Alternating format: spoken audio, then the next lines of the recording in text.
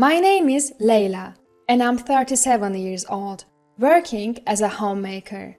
I've been married to my husband Jimmy for 13 years now. Currently, we are living together as a family of 4 with our daughter Karin and my mother-in-law. A few years ago, after my father-in-law passed away, we started living with my mother-in-law at her place. Living with my mother-in-law in her home was anything but peaceful. Suddenly, after we moved in, she began to harass me. "Is dinner ready?" "Oh yes, it will be done shortly." "How long are you planning to make everyone wait?" While I was cooking, mother-in-law came into the kitchen and started tasting the food. "Leila, this pot roast has no flavor. It's awful." "Oh really? I thought I had seasoned it well." "How could you taste it and still have it turn out like this?" "You are really bad at cooking. Jimmy and Karin must feel so pitiful with this food." "I'm sorry." "Jimmy must be having a hard time with such a useless wife. Hurry up and set the table." She complained constantly, but never helped with preparing dinner. Mother-in-law didn't just push cooking onto me, she left all household chores to me and just lazed around the house during the day. "Dinner's ready, everyone." As the whole family sat down and started eating, Jimmy and Karin praised the pot roast that mother-in-law had earlier criticized, saying, "This pot roast is delicious." "Yeah, Mom, it's tasty." Then mother-in-law said, "Yes, indeed, the seasoning is just right." She was now saying the exact opposite of what she had said before. Despite her harassment and nasty comments to me, she always spoke kindly to Jimmy and Karin, probably not wanting them to dislike her.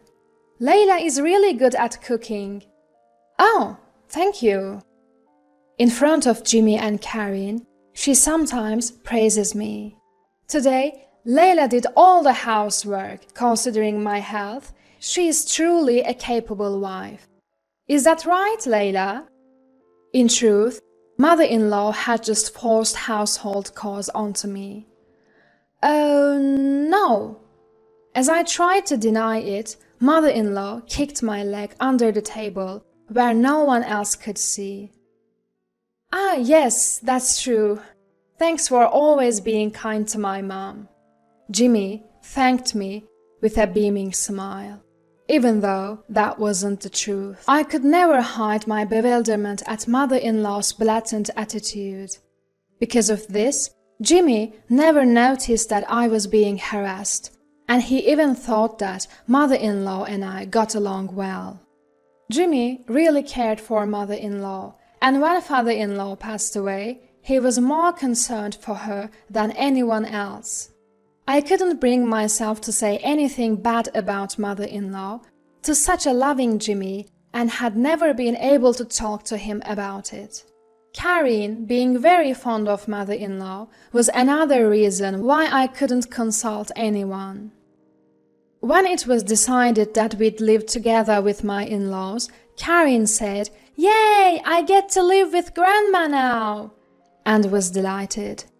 Mother-in-law adored Karin, and they always played together, took baths together, they were very close. Taking advantage of that, mother-in-law's harassment towards me escalated. When I came back from shopping, the room was all messed up. "Hey, mother-in-law, what happened? Why is everything so scattered?" I asked, surprised, and mother-in-law answered with a smirk. "I couldn't find something, and before I knew it, it had become a mess." The house wouldn't be turned upside down just from looking for something. Mother-in-law surely did it to harass me. "Sorry, I'm going to dinner with friends now. Cleanups on you." As expected, I ended up cleaning, and mother-in-law fled the house. That day, cleaning took all day, and I couldn't do any other chores. Then mother-in-law came back home and said, Laundry, dishes, cleaning, none of it's done. What on earth were you doing? Ha ha ha ha. Holding back my anger at mother-in-law's shame, I quietly continued with the housework. Hurry up, or everyone will come home. If Jimmy realizes what an incapable wife you are, he'll surely divorce you. Mother-in-law never helped with the chores and constantly nagged and rushed me. I was getting more and more frantic as dinner was nowhere near ready. In the end, dinner was late. What? Dinner's not ready yet?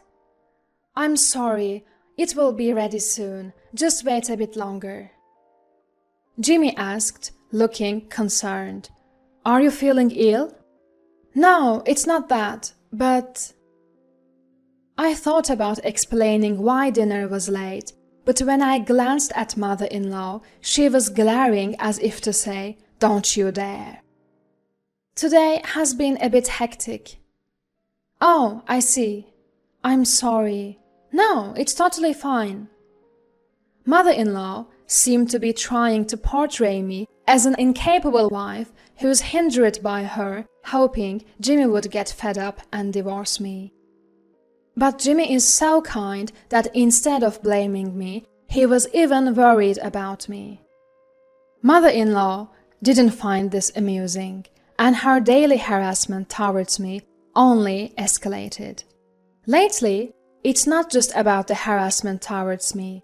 She started interfering with Karin's affairs. You two seem to be trying to get Karin into a private middle school.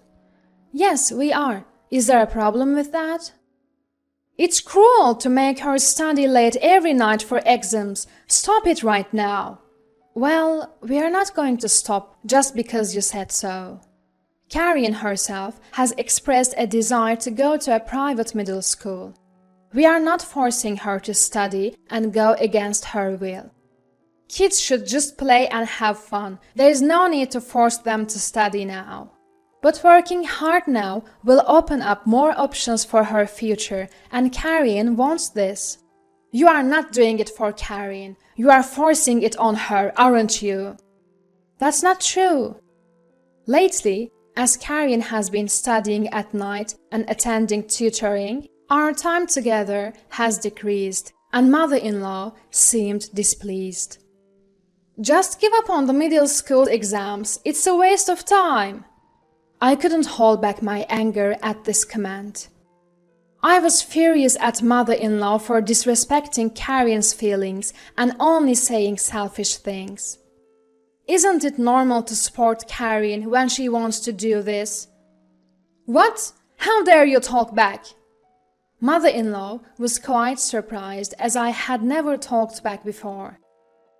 Karin's exams have nothing to do with you, mother-in-law. What do you mean, nothing to do? I'm her grandmother. Feeling like arguing would get us nowhere, I left saying, enough of this, I'm going to pick up Karin. Mother-in-law continued to harass me in front of Jimmy and Karin, seemingly unable to let go of me talking back. Today's dinner looks plain. Is this all we have? I guess she must have been furious with me. You can't even think about feeding a growing child? I'm sorry. Finally, Jimmy couldn't just listen in silence and snapped at mother-in-law. Come on, Mom, don't complain about the meal that Layla made. His anger ignited. Jimmy had mother-in-law flustered. She quickly backpedaled. Oh, I'm sorry. That's not what I meant to say. Not wanting to start another fight, I brushed it off with, it's fine. After dinner, while I was washing dishes, mother-in-law came over and muttered, "Remember this," and went back to her room. From then on, every day was filled with fear, wondering what she might do next. Then, one day, it was the day of Karin's acceptance announcement. We headed to the venue, all nerves. When we checked the bulletin board, Karin's number was clearly written there. "You did it, Karin! Awesome, you got accepted! Yay!" We were all overjoyed. Karin had been studying without a break for months. Thanks to her efforts, she had passed the middle school exams. "We have to celebrate today." "Yes, Karin, what would you like to eat?" "Steak." Steak was Karin's absolute favorite. "Should we order delivery today?" "Hooray!" On my way home, I called the steakhouse and ordered a luxurious steak for delivery. We also decided to buy a cake, so I made a small detour on my way home, asking my mother-in-law to receive the steak delivery at the house. When I called mother-in-law, she said, "Understood, I'll take care of it." Because of various detours, we were completely past lunchtime by the time we got home. "I'm starving! I want to eat the steak now!" "You're right, we're late. The steak should be here, so let's eat plenty." "Okay." When we arrived home, we just ran into mother-in-law's friends as they were leaving. They all said in unison, "Thanks for the feast!" and left, making me wonder what was going on. I had a bad feeling and rushed into the house. The delivered steak was all messed up on the table. "Mother-in-law, did you eat the steak?" "Oh, if it's a delivery steak, I enjoyed it with my friends at a luncheon. You'll pay for it later." "What are you doing?" When I yelled at mother-in-law, she replied, "You are probably planning to order delivery and slack off from housework. I won't allow that." This was to celebrate Karin's success. Success celebration? What success? I had told mother-in-law in advance that today was Karin's exam acceptance announcement. She seemed to have forgotten because she hadn't listened to me. Karin and Jimmy arrived late. Karin had heard our conversation in the corridor and was crying. "Grandma's so mean." Karin had been excited to report to Grandma quickly, but to think that she didn't even remember the acceptance announcement day. I thought it was understandable for Karin to cry. "Mom, today was Karin's middle school acceptance announcement. How could you forget such an important day? That's awful." Mother-in-law seemed unable to hide her agitation.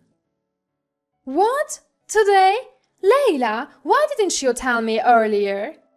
"I did tell you." I was too stunned to even feel angry.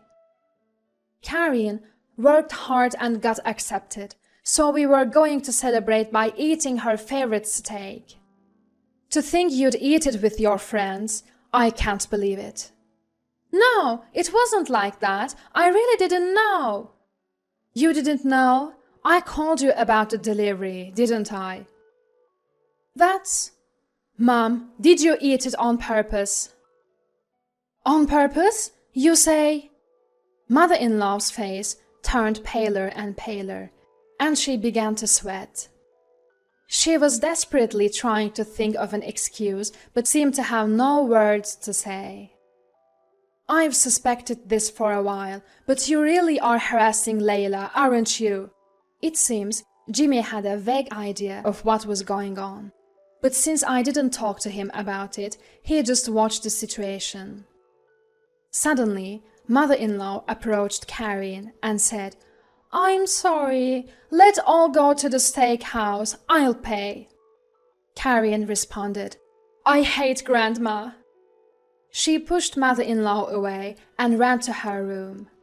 The shock of being hated by her beloved granddaughter seemed to be tremendous, and mother-in-law froze after falling on her bottom. After that, I told Jimmy everything about how mother-in-law had been harassing me. "Why didn't you tell me sooner?" I couldn't say anything when I thought about you and Karin. I'm sorry for forcing you all this time. You don't have to endure it anymore. Jimmy suggested that we move to make sure I wouldn't be harassed anymore. Since Karin also said she didn't want to live with mother-in-law anymore, we were able to leave the house without worry. Thank you. On moving day, while I was packing, mother-in-law came into the room. Are you really leaving the house? Mother-in-law's face looked like she was about to cry. Yes, you must be glad to be away from me, whom you hate. I don't exactly hate you. Can you please leave? You are in the way of my packing. As I tried to drive mother-in-law out of the room, she suddenly began to plead. Please don't leave. I'll apologize for everything, please. I can't bear to be apart from Karin. Karin also says she doesn't want to live with you.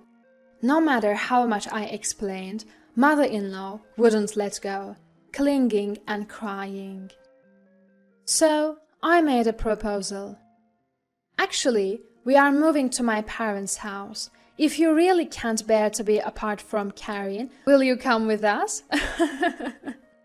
My father is very stern, with a scary face. I knew mother-in-law knew that, so I said it a bit maliciously, thinking she would never agree, but surprisingly, I understand, that's fine with me. I was stunned that she agreed. It seems mother-in-law wanted to be with Karin that badly.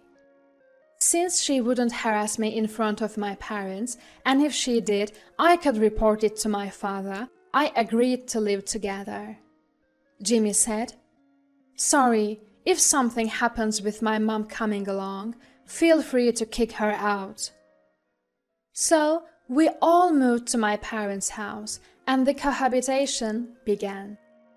My father seemed dissatisfied with mother-in-law came with us. Of course, he knew how mother-in-law had harassed me and ruined Karin's celebration.